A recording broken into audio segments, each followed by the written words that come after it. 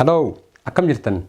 Nagaa jirtanii? Baga nagayaa walitti deebine an Abdallaa Siraaji. Dhiifama turuu kiyyaaf. Sababni ani tureef haalli qilleensa yeroo ammaa COVID-19 takkaa ummatiyyuu corona wanni jedhamu kun illee xiqqishuu isiin irra bahuu hin oolu kanaafin ture walumaa galatti inshaallah deebi'ee jira.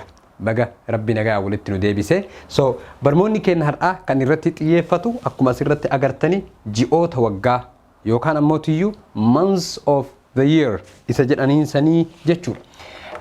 Afaan Oromoo keessatti nuti Oromoonni kalaandara mataa keenyaa qabna kan guyyaa, ka torbaanii, ka ji'aa, ka waggaa akkasuma kan seencharootaatis ni qabnaa jechuudha. Walumaa galatti har'a kan ilaallu months of the year yookaan ammootiyyu ji'oota waggaa isa jedhaniin san ilaallaa jechuudha. Yeroo darbe torbee irraa isin barsiise takkaahu ammootiyyu maqoota torbaanii irraa isin barsiise. Barmoonni keenya kan idilee takkaahu ammootiyyu barmoonni seerluga afaanii hiikkaa jechoota afaan Oromootii fi akkasuma barmoonni birootis numa jira.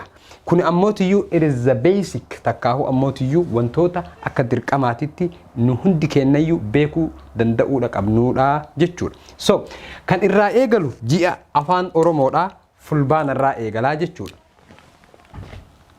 Ji'oota waggaa month of the year jedha. Okay, Oromo language afaan Oromooti. Afaan Oromoo. Okay, afaan Oromooti. So fulbaana jedha. Fulbaana Ingiliffaan September jedhaniin jechuudha. Fulbaana kana jechuun Ingiliffaan September jedhaniini jechuudha. Inni lammaffaan onkoloolessa yookaan ammootiyyu onkoloolessa jechuus ni danda'anii jechuudha. Onkoloolessa Ingiliffaan October jedhaniini jechuudha. October jedhaniin Ingiliffaani. Inni sadaffaan sadaasa afaan Ingiliffaatiin November jedhaniin. Inni afraffaan muddee December jedhaniini. Inni shanaffaan amajjii January jedhaniini. Inni jahaffaan gurraan dhala jedhaniini. February jettiin jarri. Okay. Bitootessa kanaan maal jedhaniin March jedhaniini jechuudha. Inni saddeetaffaan ebla kanaan April jedhaniini jechuudha. Inni saglaffaan caamsaa kanaan May jedhaniini. Inni kurnaffaan waxabajjii kanaan June jedhaniini jechuudha. Inni 11ffaan adoolessa kanaan July jedhaniini. Inni 12ffaan hagayya irraan gara fulbaanaatti ol deebina jechuudha. Inni afaan Ingiliffaatiin maal jedhaniin August jedhaniini jechuudha. Okay. Waan tanan haqosoo isin ilaalin.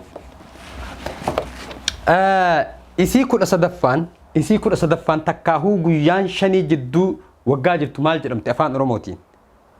Afaan Oromootiin guyyaa shanii miti? Sadii moo shan akkas kan jidduu waggaan yeroo wal jijjiiru dhuftu maal jedhamti afaan Oromootiin? Qawalwaallee yookaan ammootiyyu qawalwaallees ni jedhaniin. Qawalwaallee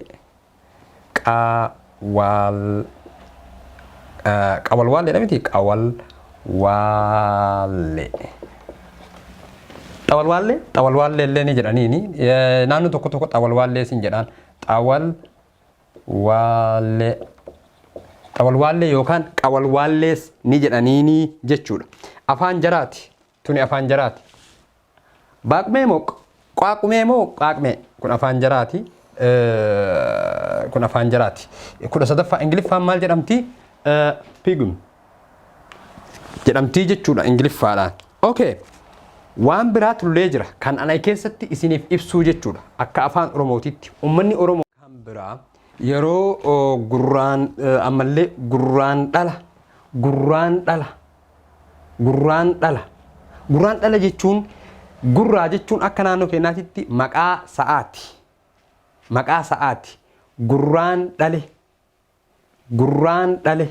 Saani gurraachi dhale yeroo horiin baay'inaan itti dhaluu jechuudha. Okay? Inni kan biraa caamsaa. Caamsaa jechuun yeroo roobni dhabamu, yeroo roobni caame. Saniisis caamsaa jedhaniini jechuudha. Hagayya yeroo bubbeen bubbisu.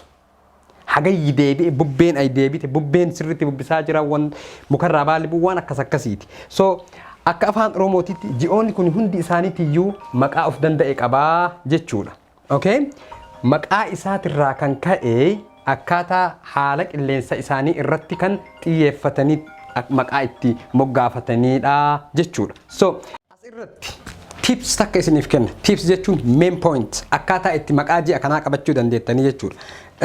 Yeroo xiqqaa taane yeroo ji'oota kana nu barsiisan bifa yeedaloo fi walaloo waan akkas akkasiitiin qabannees jirra jechuudha. Isiisa ni yaadadha hagaraatii dagadhee hin qabu maaliif wanta ji'a kana akkaataa ji'a kana itti qabadhee jechuudha. Fakkeenya ji'a kana qabachuudhaaf namoota tokko tokko kan maqaa ji'a kanaa hin beeknetu jira. Ji'a kana qabachuudhaaf sistama takkaa ho'ammootiyyuu mala tooftaa ittiin qabatu kan barbaadu jechuudha.